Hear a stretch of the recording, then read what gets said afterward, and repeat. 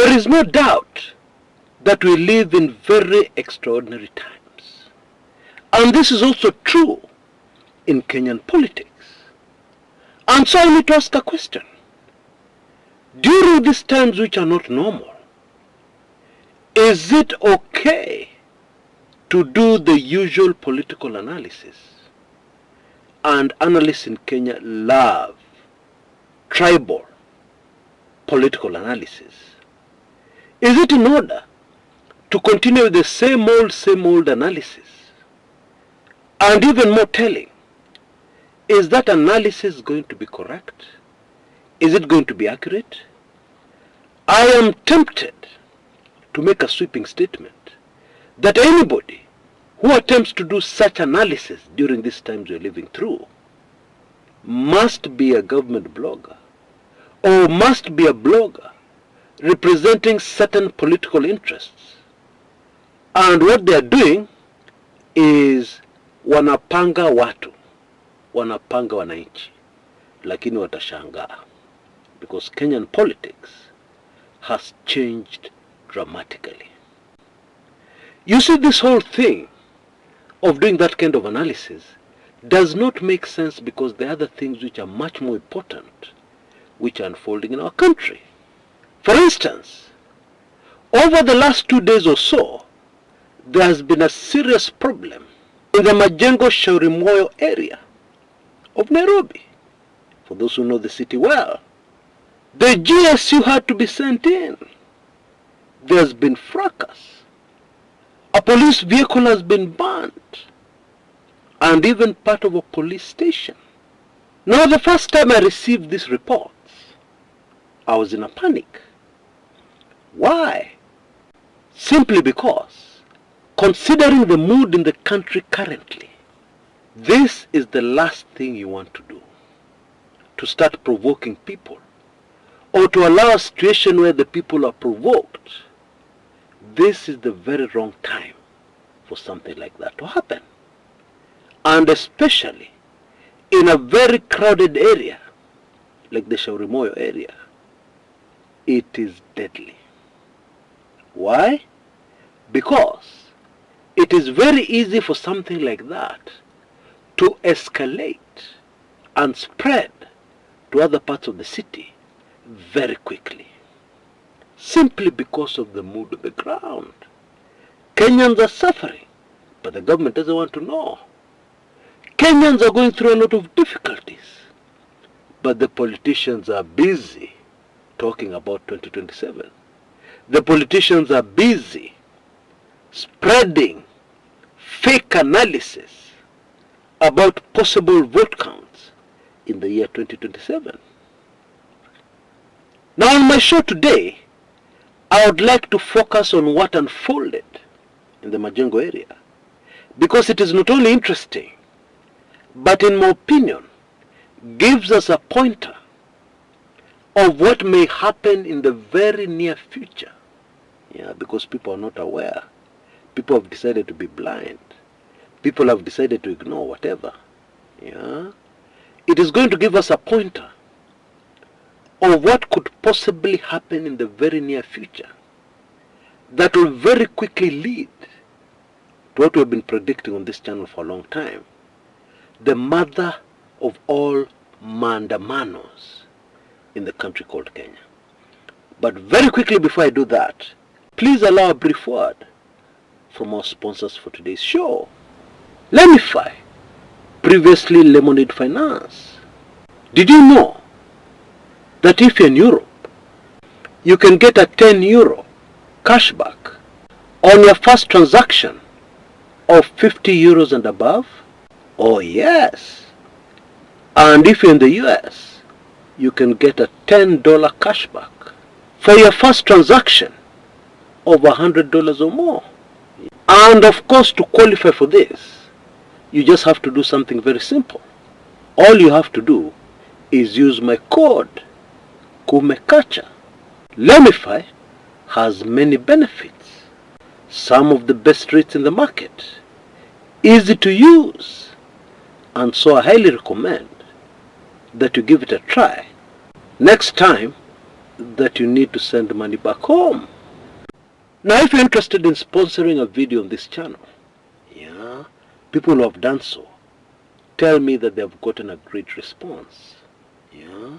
If you're interested, we have a super special offer that will be available only for the next 48 hours.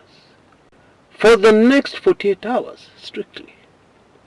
And for only Kenya shillings 7,999, you will be able to enjoy that exposure that others have enjoyed for the usual price of 19K. So I suggest you take quick action. I believe you can see details on your screens right now. Naturally, the slots will be very few, and so I'll be handing them over on a first come, first served basis. That is the fairest way of doing it. So please take action quickly. Shoot me an email or send an SMS to that number so that I can book you in and you can avoid any possible disappointment. It is very clear that what happened in Shauri Moyo is as a result of an extortion scheme by the Kenya police that has been going on for a very long time and has really angered the residents. And for a long time they could do nothing.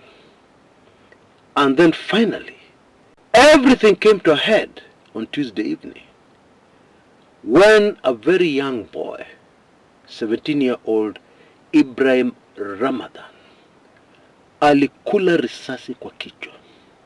And of course it was from a police fire. Yeah, and of course this happened in front of many witnesses. And the whole drama started with police trying to extort, forcefully trying to get money from youngsters.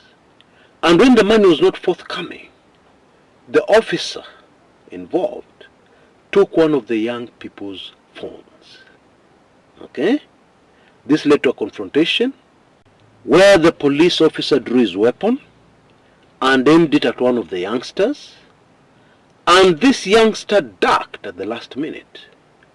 And unfortunately, the bullet hit young Ibrahim Ramadan, who was standing somewhere behind. Yeah, and it hit him in the head. Now, first of all, there's a problem. As I was growing up, there were very many incidences of police injuring suspects by shooting them in the legs. Now, these days, that one you never hear. It seems, and somebody needs to correct me if I'm wrong, that the new training at Kiganjo is different. Usipige risasi kwa miguu, piga kwa kichwa, direct. It would seem that is how police officers are trained. Otherwise, somebody explain to me what is happening here. Okay? Now, of course, we have to look at this from a balanced point of view. This area is a very rough neighborhood of Nairobi. In fact, I'll tell you a very interesting story. Some years back, my younger brother went to look for somebody at that police station, the Shauri Moyo police station, and it was suspected this person they were looking for was in the police cells. And then the cops told him a very interesting story. They told him, I'm sorry, we can't go in there. Why?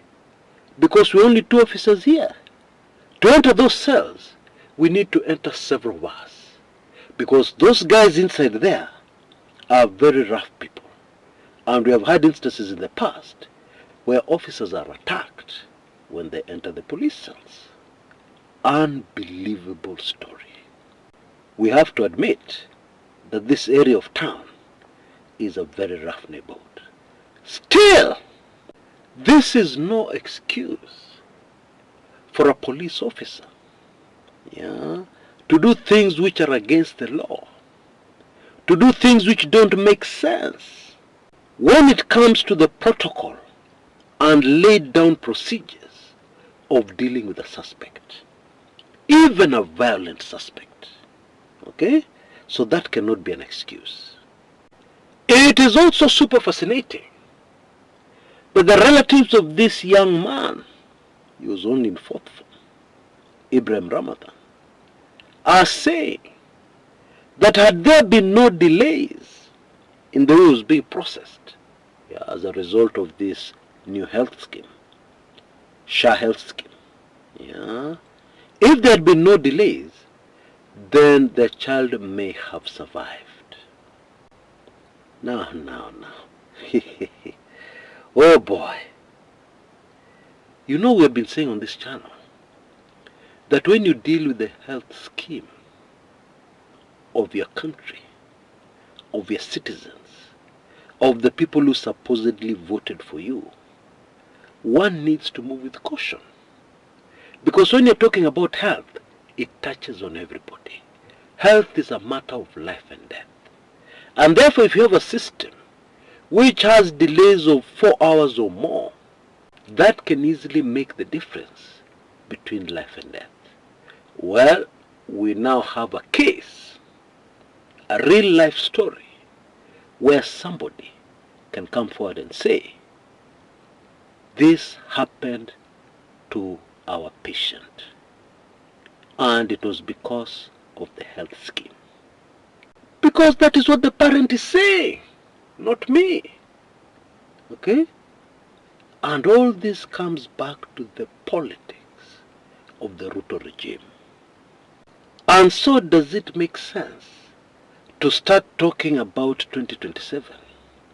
To start talking about intricate political schemes behind the scenes that are unfolding, when the very basics which affect Kenyans every day are going south, when emotions on the ground are continually being provoked every day, and then we are talking about an election in 2027.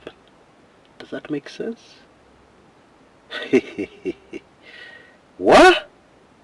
Anyway, it is important for us to take note of the fact that these troubles in Shauri Moyo did not leave journalists unscathed.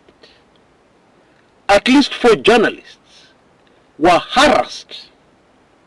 Footage they had taken of the police harassing people was deleted. Oh yes.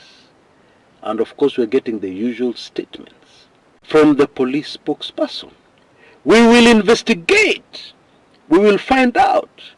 No stone will be left unturned. We'll bring the guilty officers to book. Yada, yada, yada, yada. And of course you and I know nothing will happen. Nothing. I am sure all of us realize that if the police on the ground were so determined to filter the information that was coming out of Shauri Moyo, then we need to ask ourselves, why? What were they hiding? What happened in Shauri Moyo that has still not come to light, that they want to ensure remains buried? Which is not a wise way of taking things, because we all know how stubborn the truth is. Eventually it comes out. Even if it is 50 years from now, it will eventually come out. But considering the season we're in, the season of exposure, I believe that this time round, it may not be 50 years, but could easily be less than 50 days. Because of the season where we are right now, everything is being exposed. Closely guarded secrets are being exposed. And naturally the cover-up in this instance is bound to have a lot to do with the claim by locals about this extortion from the police. How the police harass Kenyans, demanding money, when we all know that times are hard. You see, times are hard for everybody, mainly due to the policies of the current regime. And it would seem that something has to give soon, because I'm sure, even for the cops, times are hard, so they're putting more pressure on the people. And times are also hard for the people. Something will have to give very soon, like it gave on Tuesday night, when this very unfortunate incident involving the late Ibrahim Ramadan happened. This kid, only 17 years old. And I dare add that in this instance, hawa polisi hawana bahati. There were too many witnesses. Too many. And you see, we live in a time when people have smartphones. People can take videos. In fact, you can take a video from very far off. You just zoom in into the action. From a flat on the second or third floor somewhere, you could have captured something.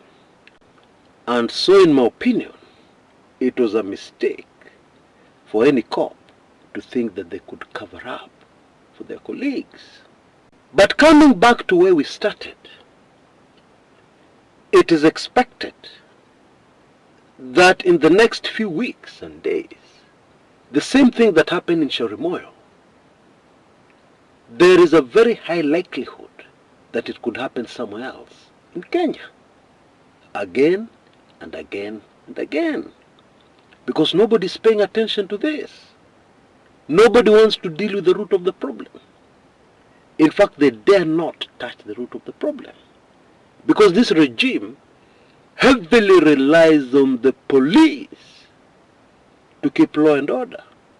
Especially now, when they are very much aware that Kenyans are angry. And anything can happen at any time. And therefore they really need the police. So, it is obvious nothing is going to happen. And these incidences are bound to be repeated again and again all over the place. And the huge danger here is that one day, just one of these incidences could escalate, get a life of its own, and very easily lead to a very terrible situation of anarchy and the mother of all mandamanos in the country called Kenya. And of course, a mother of all mandamanos can only mean chaos, can only mean a very messy exit of a heated regime. Okay? And therefore my hope and prayer is that those in charge, those who have responsibility, will wake up and see what is happening and take action. Because I don't believe that there's any sane Kenyan who wants chaos in our country. Yeah? Anarchy and all that. I don't think any Kenyan wants that. Kenyans want change. Kenyans are suffering. But I don't believe any sane Kenyan, especially those of us who have seen what happens when chaos takes over. Nobody would wish that for our dear motherland. Until next time, this is Chris Kumekucha.